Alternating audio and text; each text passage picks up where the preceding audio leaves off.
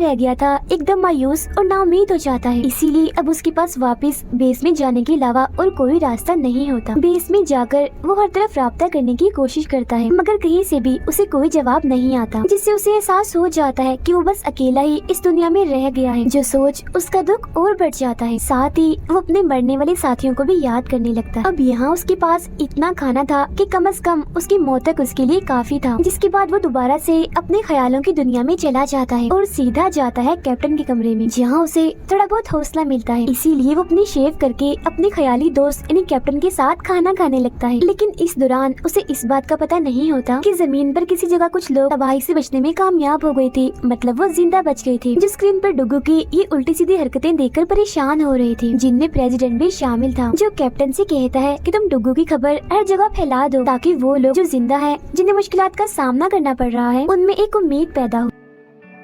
मगर कैप्टन को ये आइडिया पसंद नहीं आता क्योंकि डुगू यहाँ जमीन से काफी दूर चांद पर था और लोगों को मिसाल देने के लिए एक ऐसा इंसान पेश करना चाहिए जो खुद भी मुश्किल हालात से गुजरा हो। मगर डुगू तो वहाँ काफी खुश था, एक पुरसुकून जिंदगी गुजार रहा था, खाने पीने के लिए भी उसके पास सब कुछ था। फिर एक सुबह जब डुगू खाना लेने जाता है तो उसे एहसास हो जाता है कि यहाँ कुछ तो गड़बड़ है, क्योंकि उसे दरअसल यहाँ किसी की होने का एहसास हो गया था। सबूत के तौर पर खाने का एक पैकेट भी उसे मिलता है जो उसने तो नहीं खोला था। फिर वो आराम आराम से उस खाने वाले कमरे की तरफ जाने लगता है, जहाँ उसे किसी की परछाई दिखती है जो लेटी हुई थी। ऐसा लग रहा था जैसे वो कोई लड़की हो, जिसे देख डुगू काफी खुश हो जाता है और प्यार प्यार से उसे आवाज लगाते हुए उसकी तरफ बढ़ने लगता है। मगर जब वो उसके पास पहुँचता है तो पता चलता है कि वो कोई लड़की नहीं है बल्कि एक कैंगरू है, जिसका साइज नॉर्मल कैंगरू से काफी बड़ा था। कैंगरू को देखकर ऐसा लग रहा था जैसे वो डुगू को यहाँ पर होने यानी किसी इंसान को यहाँ देखकर खुश नहीं था। ये देख डुगू लोहे का एक डंडा उठाता है और कैंगरू को डराने की कोशिश करता है, मगर वो ऐसा नहीं कर पाता क्योंकि कैंगरू तो उसे जरा भी नहीं डरता बल्कि उसे और गुस्सा आ गया था। वो डुगू से डंडा छीनकर उसे ऐसे इतनी आसानी से तोड़ देता है जैसे वो कोई कागज का बना हो। फिर वो डुगू को काफी मारता है और अपनी भड़ास निकालता है, मगर डुगू भी कहाँ रुकने वाला था। वो एक मजेदार सा प्लान बनाता है ताकि कैंगरू का गुस्सा ठंडा कर सके, उसका मूड अच्छा कर सके। वो अपना हुलिया किसी फीमेल कैंगरू की तरह बनाकर उसके सामने आता है, जैसे लिपस्टिक लगाकर, रंगीन कपड़े पहनकर। ऐसा करके वो अपने प्लान में कामयाब हो जाता है। मगर जब कैंगरू को पता चलता है कि सब झूठ है और डुगू कर रहा है तो उसे काफी गुस्सा आ जाता है। वो उसे जोर से टांग मारता है जिससे डुगू काफी दूर जाके गिरता है। बार बार कैंगरू से हारने के बाद भी वो उसे लड़ाई जारी रखता है। फिर वो उसे हराने के लिए एक मशीन गन लाता है और कैंगरू पर गोलियां चलाने लगता है।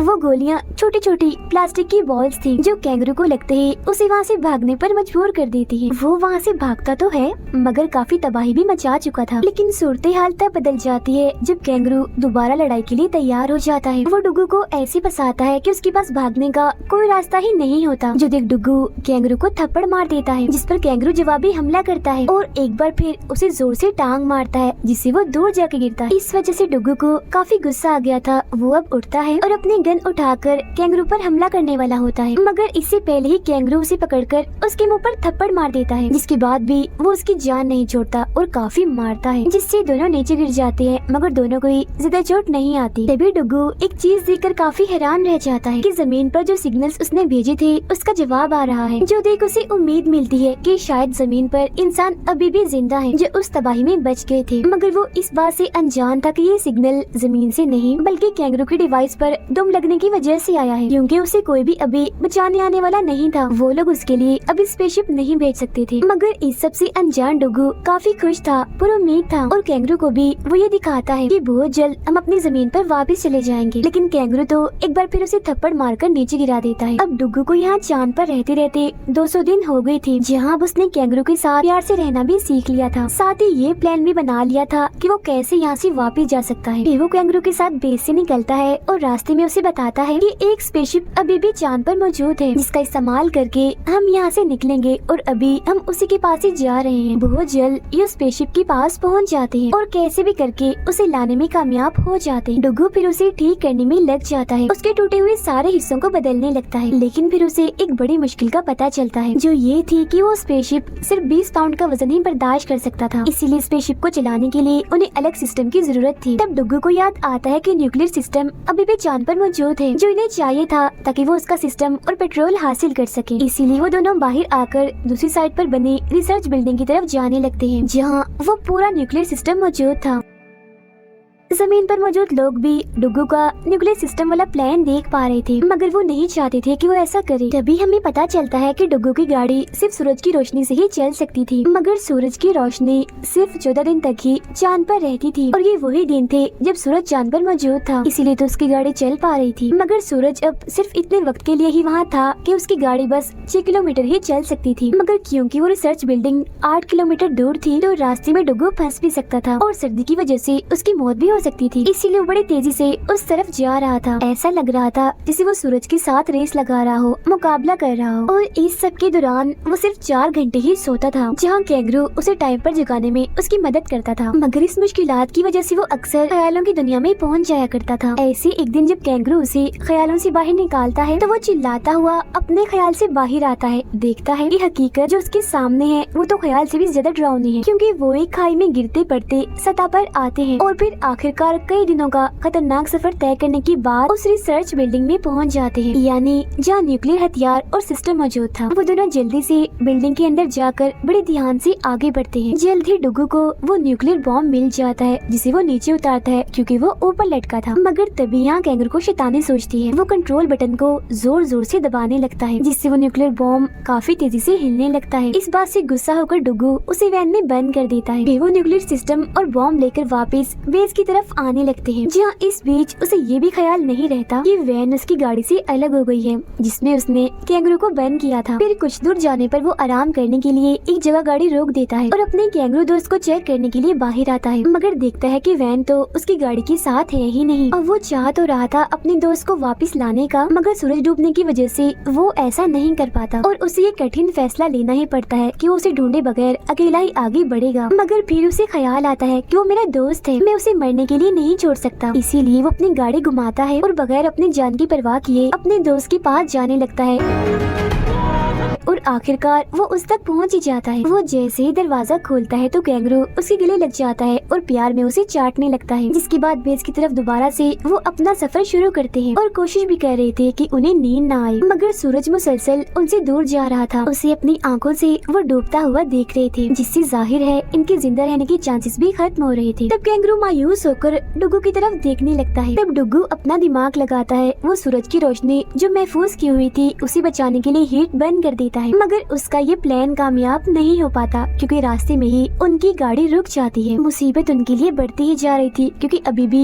वो अपनी बेस से काफी दूर थे। सांस लेने के लिए भी उनके टैंक्स में अब सिर्फ 3 घंटों की ऑक्सीजन बाकी थी। तब मायूस होकर डुगू बाहर आ जाता है क्योंकि अब उसकी मौत भी करीब थी। मगर फिर जब वो बाहर बैठा था तो कैंगरू को देखकर उसे ख्याल आता है। वो अपनी गाड़ी के दरवाजे तोड़कर औजारों का इस्तेमाल करता है और एक स्लेड बनाता है, जिसे अक्सर बर्फ में खींचने के लिए भी इस्तेमाल किया जाता है। डुगू उसकी रस्सी कैंगरू के साथ बांधकर खुद स्लेड पर चढ़ जाता है। फिर कैंगरू तेजी से भागता हुआ आगे बढ़ रहा था और ये लोग भी अपनी मंजिल अपनी बेस की तरफ तेजी से बढ़ रहे थे, लेकिन तभी उनके सामने एक काफी बड़ी खाई आ जाती है। तब डुगू कैंगरू को बगैर डरे छलांग लगाने का कहता है, जिसके बाद दोनों जल्दी हवा में उड़ने लगते हैं। जिस दौरान डुगू अपने गैस टैंक को खोल देता है और किसी हीरो की तरह हवा में वो और ऊपर उड़ने लगते हैं और आखिरकार उस खाई को पार कर लेते हैं। जिसके बाद वो दोनों न्यूक्लियर बॉम्ब और सिस्टम को बेस तक लाने में कामयाब हो जाते हैं। वो इस वजह से खुश हो रहा था, मगर उसे इस बात का पता नहीं था कि एक और चट्टान का टुकड़ा उनकी तरफ ही बढ़ रहा है। फिर जब वो रॉकेट को चलाने का सोचता है तो देखता है कि जमीन पर से दोबारा सिग्नल्स आ रहे हैं, जो देख उसकी खुशी का तो कोई ठिकाना ही नहीं रहता। लेकिन जब वो कैंगरू को सिस्टम की तारों के साथ खेलता हुआ देखता है तो उसे पता चलता है कि सिग्नल्स असली नहीं है बल्कि झूठे हैं, और जो पहले वाले थे वो भी कैंगरू की दम की वजह से पैदा हुए थे। जो देख वो काफी दुखी और मायूस हो गया था, क्योंकि उसे यही लगने लगता है कि इस दुनिया में मेरे अलावा और कोई जिंदा नहीं है, मैं इकलौता ऐसा इंसान हूँ जो जिंदा हूँ। अब डुगू के चेहरे पर ये मायूसी जमीन पर मौजूद सब लोग भी देख लेते हैं और फैसला करते हैं कि हम डुगू को ये बताएंगे कि वो अकेला नहीं है बल्कि हम भी हैं। इसीलिए सब लोग एक जगह इकट्ठा होकर अपनी अपनी लाइट्स का रुख चांद की तरफ कर देते हैं। फिर जब डुगू ये नजारा देखता है तो उसे अपनी आंखों पर यकीन ही नहीं आता कि इंसान तो सच में जिंदा है। जो देख वो जज्बाती होकर रोने लगता है।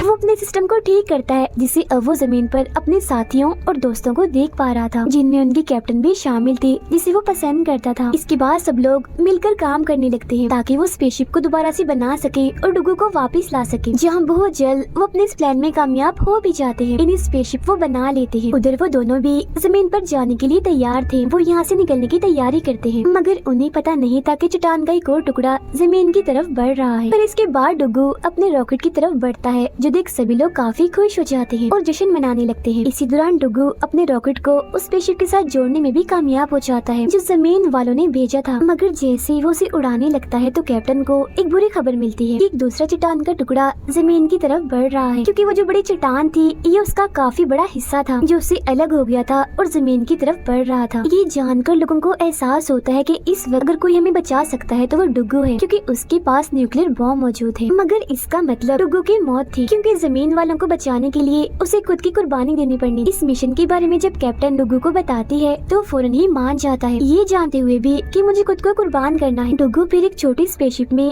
कैंगरू को छोड़कर उसे गुड बाय करता है, उसका शुक्रिया अदा करता है कि तुमने इतने कठिन वक्त में मेरा साथ दिया, तुम मेरे बहुत अच्छे दोस्त हो। जिसके बाद वो बटन दबाता है और कैंगरू को जमीन की तरफ भेज देता है, मगर वो उसे देखकर रोने लगता है, क्योंकि उसे पता था कि मैं आखिरी बार अपने दोस्त को देख रहा हूँ, अब के बाद हम कभी नहीं मिलेंगे। दोनों एक दूसरे को देखकर काफी जज्बाती हो रही थी और ये काफी दुखी सीन था। मगर क्योंकि दुनिया को बचाने का सबसे बड़ा मिशन उसने पूरा करना था, इसीलिए वो उस चट्टान की तरफ बढ़ने लगता है जो इस सारी मुसीबत की जड़ थी। मगर तभी वो चट्टान के छोटे छोटे टुकड़ों के तूफान में फंस जाता है और कैसे भी करके उनके बीच से गुजरने लगता है और बच बचकर आगे बढ़ रहा था। मगर तभी चट्टान का एक टुकड़ा उसकी शिप से आके टकरा जाता है, जिससे वो बेकाबू हो जाता है। वो कंट्रोल से बाहर होता जा रहा था, जिसे डुगू कंट्रोल में करने की कोशिश भी कर रहा था। वो एक दरवाजा तोड़ देता है, जिससे थोड़ा बहुत शिप कंट्रोल में आ गया था। फिर जब वो शिप को चेक करने जाता है तो पता चलता है कि इंजन पूरी तरह से तबाह हो चुका है। तो अब डुगू ये फैसला करता है कि मैं ऐसे ही न्यूक्लियर बॉम्ब को उस चट्टान तक ले जाऊंगा, मतलब कि खींचकर, जिसका मतलब साफ था कुर्बानी, मौत। मगर क्योंकि उसने दुनिया को बचाना था तो अपनी जान की परवाह किए बगैर वो बाहर आता है, बॉम्ब को धकेलता हुआ उस बड़ी चट्टान की तरफ बढ़ने लगता है। बगैर किसी डर खौफ के वो लगातार आगे बढ़ते ही जा रहा था, जिस दौरान उसके सूट का भी बुरा हाल हो गया था। और अब आखिरकार वो उस चट्टान तक पहुँच ही जाता है। अपने आखिरी वक्त में भी वो कैप्टन के बारे में ही सोच रहा था, जिसकी फौरन बार डुगू समेत वहाँ एक काफी बड़ा धमाका होता है और वो चट्टान पूरी तरह से तबाह बर्बाद हो जाती है, जिससे जाहिर है डुगू की भी मौत हो जाती है। इसके बाद हम देखते हैं कि जमीन के सारे लोग बाहर आकर आसमान की तरफ देखने लगते हैं और डुगू के हौसले और कुर्बानी को याद करके उसकी तारीफ करने लगते हैं। वो उसे हीरो कह रहे थे, क्योंकि उसने खुद को कुर्बान करके इंसानियत को बचा लिया था। फिर कई सालों के बाद इंसान जमीन को पहले की तरह ही आबाद कर लेते हैं, जहाँ कैंगरू को भी साफ सुथरे माहौल में अपना घर दोबारा मिल जाता है। कैप्टन और उनकी टीम को भी दोबारा चांद पर भेजा जा रहा था ताकि जमीन की हिफाजत करने के लिए वो अपना काम जारी रख सके। और इसी के साथ ही कहानी इधर ही खत्म हो जाती।